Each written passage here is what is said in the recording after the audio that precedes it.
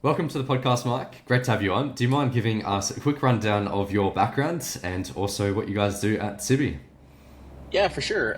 Thanks for having me, Alex. So, real quick, my name is Mike Cavanaugh. I'm the Chief Revenue Officer at Sibi. We're a PropTech company focused on really integrations, how to streamline your supply chain. Oftentimes you look back, supply chain really hasn't been touched in the last 20 years in terms of the construction space. And so we really are super passionate about trying to disrupt that. So we build integrations with manufacturers that allows folks to connect directly to it. And then in turn, we help solve common problems across, right? So that's really what we do. My background, I've been in supply chain for a long time now, probably coming up on about 30 years, from manufacturing supply chain through now PropTech. Nice.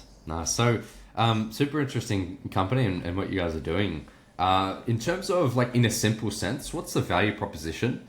And what do you guys do for your customers and clients? Yeah, man, it's a great question. I get that actually quite a bit. The main value prop for us is if I'm looking at a vertical of the multifamily industry or the single family industry, it's how to control cost. Costs are extremely important to everybody as, interest rates are remaining pretty high in the US as, costs continue to go up is how can I control those? Traditionally, the way folks procure material or get work done is they send something out to a vendor who then goes and procures the material, who then goes and does the install, right? But that vendor typically buys it from a distributor who buys it from a manufacturer or maybe a wholesaler who bought it from the manufacturer, right? And every time someone touches that product, cost, right? Just does nothing but raise your cost. And so what we do is we give you the ability as the multifamily company, single family company or whatever, to be able to negotiate a direct relationship with that manufacturer and our system allows your vendor to log in and procure at your negotiated price now. Value prop 101, right? How can I save you money? And then we get into cool things like how do we make you more efficient? How can we continue to save you money through reduction of maintenance costs, capturing of warranties, those types of things. Yeah, cool. So, in terms of tangible outcomes that you kind of see across your customers, what are some of those cost-saving outcomes that you can help achieve? Yeah. So, just curious, what do you mean? So, what are the tangible in terms outcomes? of saving costs, what does that look like in terms of before using Sibi? They're doing X, Y, Z, but then when they I start got you. using, what does that look like? Yeah. Yeah. Yeah. So, I can give you an example. We publish all kinds of studies, white papers on this all the time, like HVAC. So, your HVAC system. Typically, we can save you if you're traditional, right? We can get you up to about 40%. And that's both through a direct relationship with multiple manufacturers that are on our platform, as well as connecting you with labor that is already doing it at kind of a standardized rate across the country. Nice. So in terms of selling the product, how do you go about selling? What are some of the strategies, to get in front of your target market? And then also, how do you sell the product?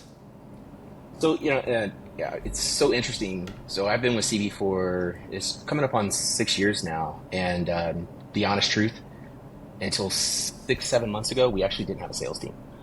So we grew through kind of somebody was at company A and left company A and went to company B. And they were like, oh, I loved working with you guys. Let me, let's connect while I'm here. So it was that for a very, very long time. And it's really cool when it's that.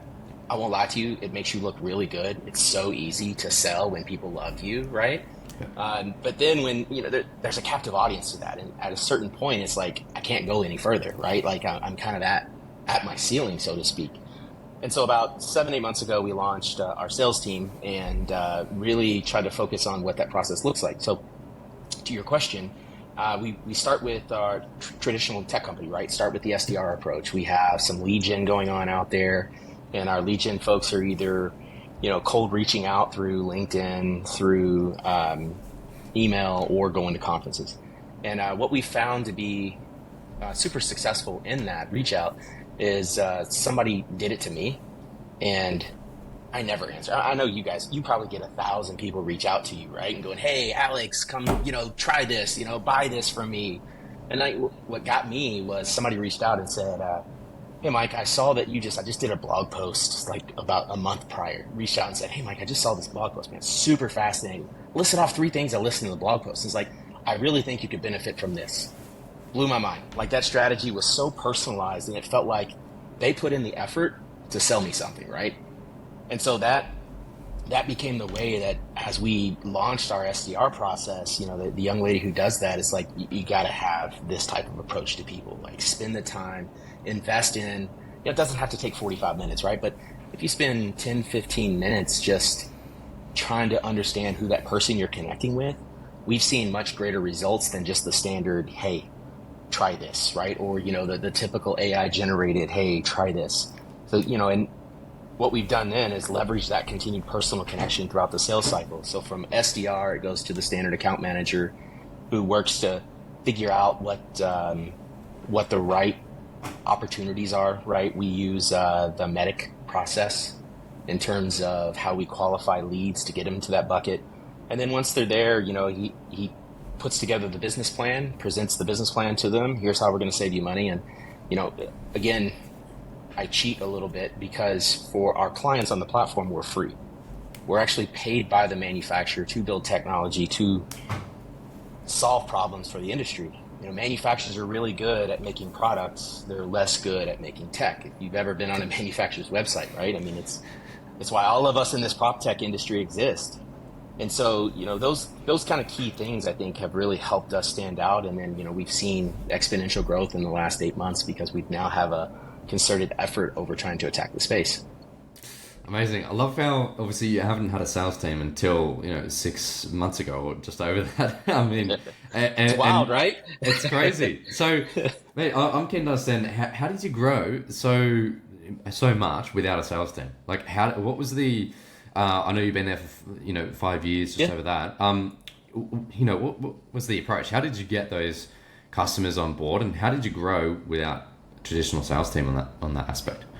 Yeah, so it was truly kind of what I said. It's a lot of word of mouth, man. We would get an introduction. So I'll give you a couple different examples. So a manufacturing partner of ours would call us and go, I've got a client I need you to talk to.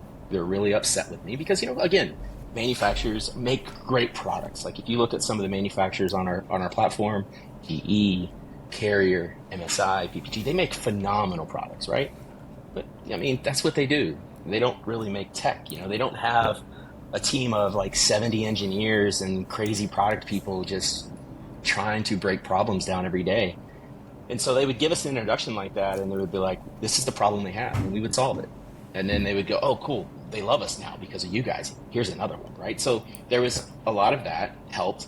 And then, because we did very early, recognize that in the technology space, CS is your superpower, right? Like client success is truly what will make or break you. Is if someone hates you, they tell everybody that they hate you, right? Like especially in today's day and age, and it's so easy to get a bad name out there of people going, oh my gosh, they're so difficult to work with, or they really didn't help me. And so we hired, I think, a phenomenal CS team. I would put our CS team to bat against any of them in the world, man.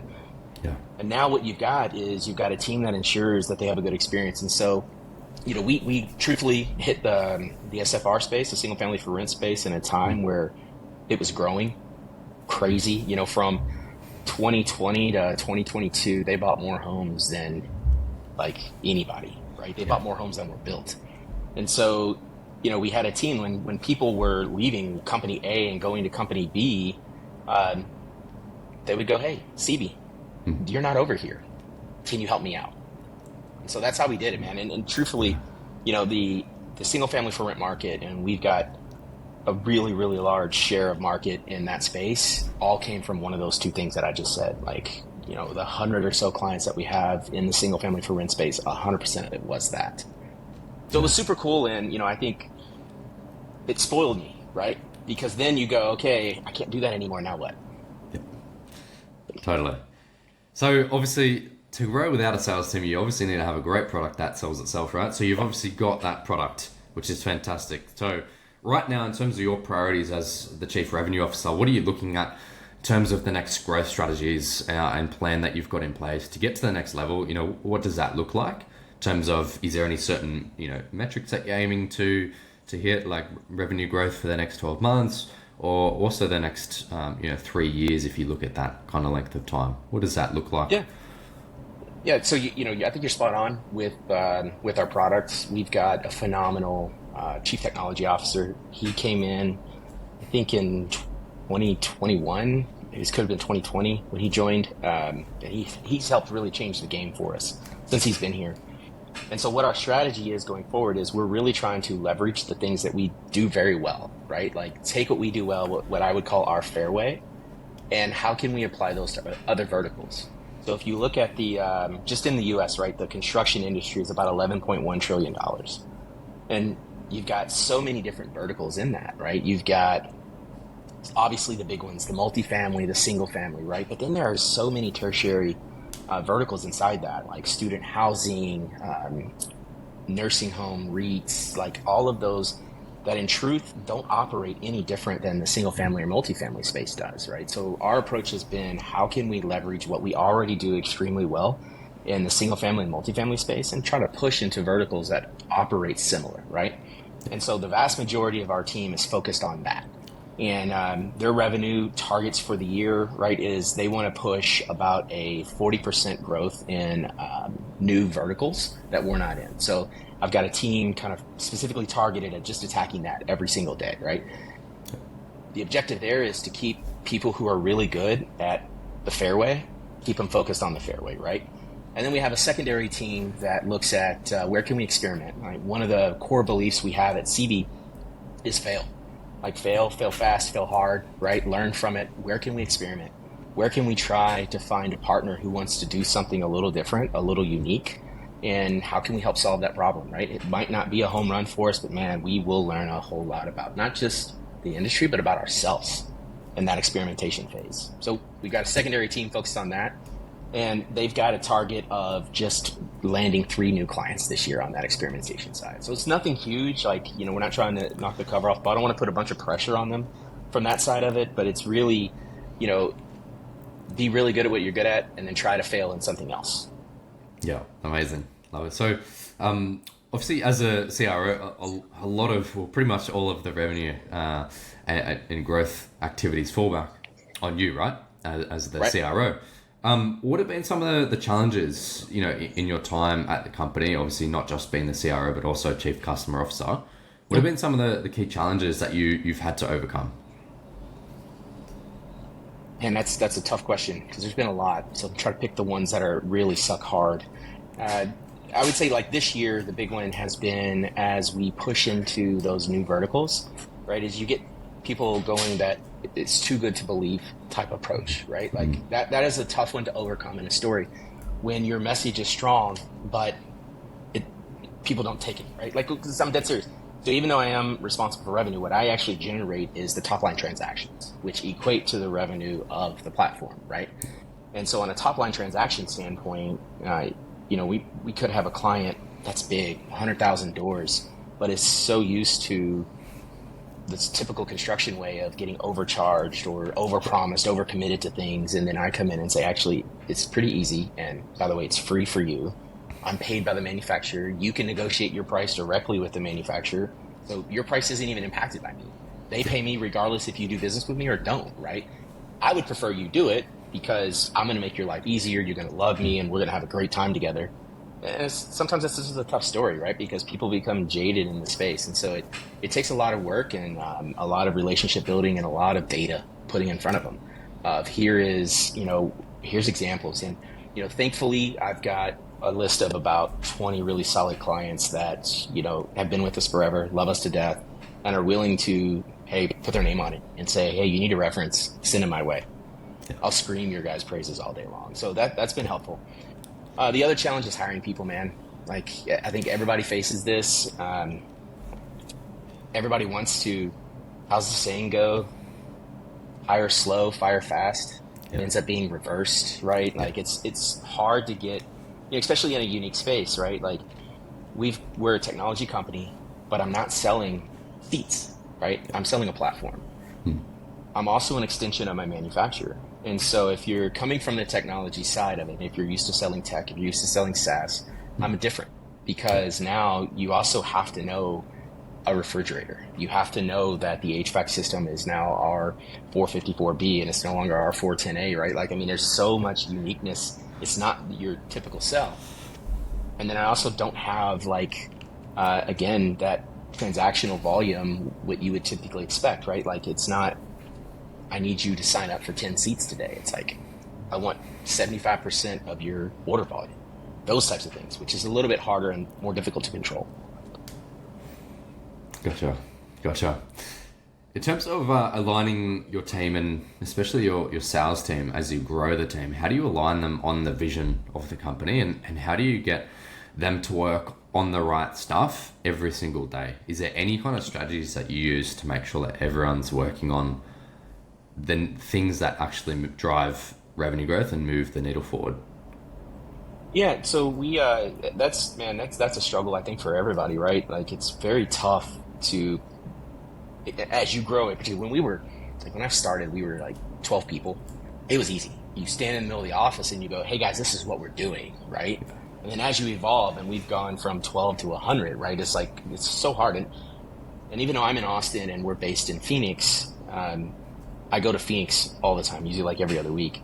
And originally, like I was the only remote employee, or me and Jim were the only remote employees. Now, you know, we're 100 and we got people all over, man. We got people in California, people in Canada, people in Iowa. Like, it's really hard, I think, to put together that strategy. And it's something that, you know, we do struggle with. What we've tried and, you know, been successful with is a lot of Loom videos where, I'm dead serious with this, right? This is a Loom video showing this is the dashboard, this is where we're at, this is your goals. You know, because it's 2 minutes, right? I can spend a 2 to 5 minute conversation and communicate out a good message, or I can type up a 15-page Slack that takes you 25 minutes to read. And people just don't read that, right? I mean, you look at it, you go, too long, didn't read, I'm moving on, right?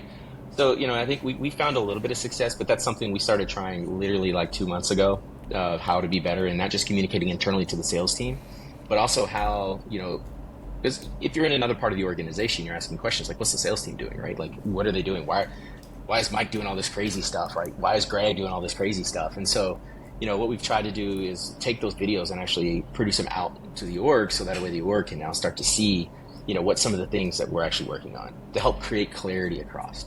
We'll see how it works. I'm positive right now, but we'll see. It could be suspect long term. Totally. Yeah, totally. Loom videos are quite good and interactive. No one wants to read a long email or Slack message. And I know, right? Yeah. So, in terms of CB, obviously getting into new markets is obviously what you're looking to do and grow that way. In terms of the competitive landscape, is there many competitors in the space? So that there are a few, right? There's not many, and no one really directly competes with us. So we're not a GPO, we're not a group purchasing organization, right? But there are GPOs that have tech that sort of think they're a competitor of ours, right? We don't mark things up, so we're not a GPO. Distributors like a Home Depot, right? A Home Depot, probably one point in time, 10 years or 6, 7 years ago, would tell you that they were a competitor of us. They're on our platform now. They don't really feel that way, but some distributors do, right? But we're not a distributor. We don't have inventory. So, you know, we are in a bit of a niche in the sense that it's hard to say, you know, like a GE Appliances has Whirlpool, has LG, has Samsung, right? I can't say that we have those type of competitors in the landscape, but we have people who we compete with to fight for the same business for sure. Especially on, you know, the distribution side, the GPO side, like those sides, we compete with those folks all the time because they're pushing the same type of mantra of let's help save you money. The differences or how we separate ourselves is we're direct to manufacturer, right? So you dealing with us, you're dealing with the OEM. We're not a middle person in this. We're not another hand that's going to add margin or markup to it. So that's kind of how we separate ourselves from the competition. But we certainly have people that fight us every day, right? Totally.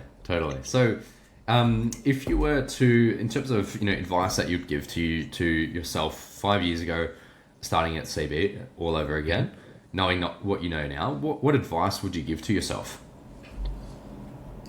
Wow. You know, I think fail more would have been what I would have told myself 5 years ago, right? Like, he'll hear this, and so he'll get mad at me for saying it. But Barry, our CEO, I've known him ever since my MSR days. I love him to death. He will. Early on, he said, it was back when I was running CS. He said, Mike runs clients. He works for himself. We're all here to help support that and what he needs. And I don't know that I took that to heart the day he said it. I think it took me a couple years to realize actually what he was doing. And he was giving me permission to run it like it's yours. Treat it like it's your baby. Fail all the time. Figure it out. Trust you. You're going to do the right thing. And I think I would have told myself, listen to that a little deeper. And, and truthfully, like anybody that I've talked to kind of in this space now, we have that conversation. And, it's like, to me, that has always been the big aha. Going forward, I only want to work in organizations where you're kind of given permission to fail. Because in any other type of organization, right, like you get to pressure for success is always going to be there. But if you can't experiment and try to figure out what the best way or best path forward is, give you the ability to try something, man, it's really not going to be successful, right? You're just going to get all the pressure and none of the fun, so to speak. Yeah, totally. Love it, Mike. Mate, thanks for your time. If people want to get in touch with you or learn more about CB, where can they find you? And you can find us at cb.ai. That's pretty easy. Just check us out at cb.ai. Happy to help, answer any questions you guys have. Demos are free, right? Love having conversations. Amazing, man. Thanks for your time. Yeah, thank you, Alex.